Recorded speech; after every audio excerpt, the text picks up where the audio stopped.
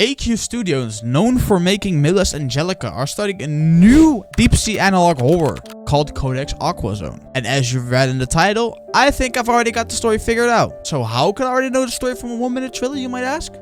Let me show you. First, let's recap a bit and look at what the trailer actually shows us. It's presented as a commercial, and from the first few seconds we know that it is made by NX Tropic Survey Go. They're recruiting researchers for an expedition into an alien world hidden in the dark depths of the abyss, a place they call the Codex Aquazone, where no one has ever gone. Anyone who survives the expedition is promised $50 million, a reward high enough to suggest that something will probably go wrong. Later in the commercial, they state that if you have what it takes, you can go to their office at 52 Driftwood Street in Nassau, Bahamas. That address matters, we'll come back to it later.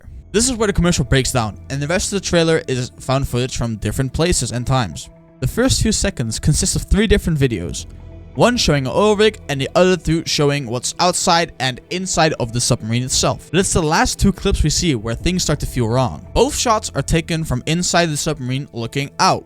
The first one, we see possibly a structure, possibly a creature. It's kind of hard to see, so I won't put a tag on it. But the second one, we see clearly it's a creature.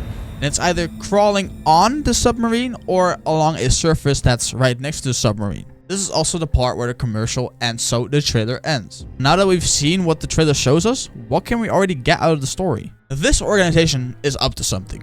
I mean, it's clear they're exploring an alien world deep in the ocean's abyss, which, if they mean the abyssopelagic zone, that's 4,000 meters down. That alone raises suspicion. And that's not even talking about the $50 million reward that you can get, which just adds on top of that. Remember that address I told you to keep in mind?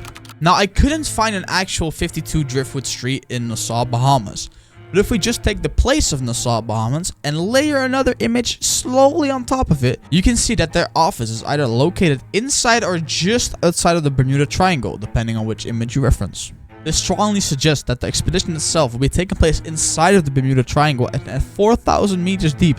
It's pitch black, and the water pressure is so high that if you just leave the submarine for a second, you'll die. Now, we've already got the Bermuda Triangle mixed with a ocean zone where it's pitch black, but the story gets even stranger.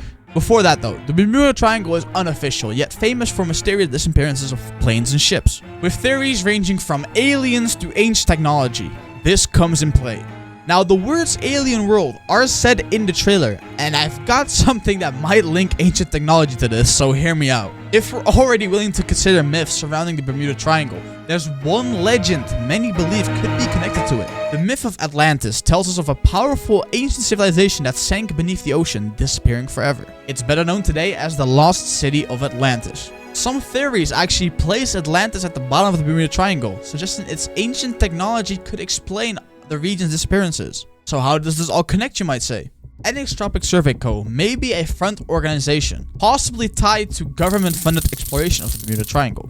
Researchers are sent down to explore what they think is an alien world, only to discover it's actually the lost city of Atlantis. Within this city, there could either be destructive weapons or advanced materials, and knowing human nature, we will try to take it.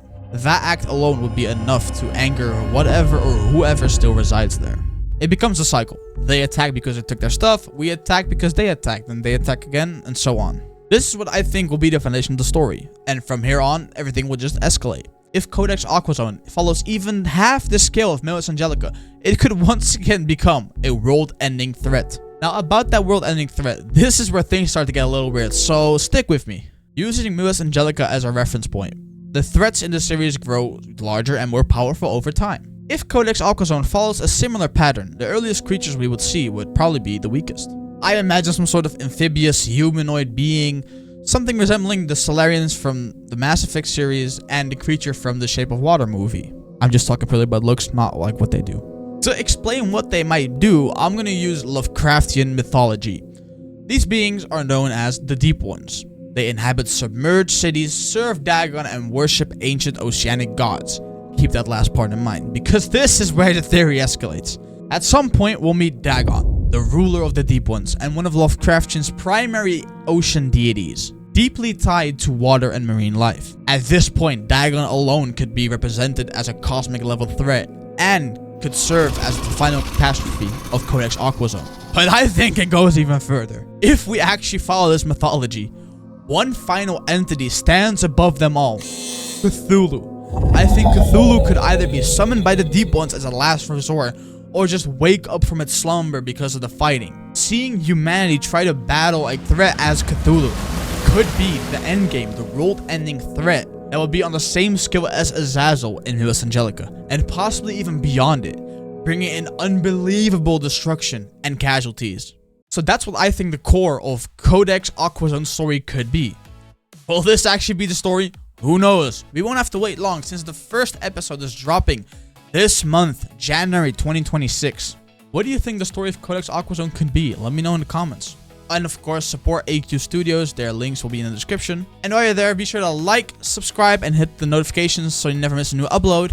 Hope you're having a great day, and I'll see you in the next video. Bye!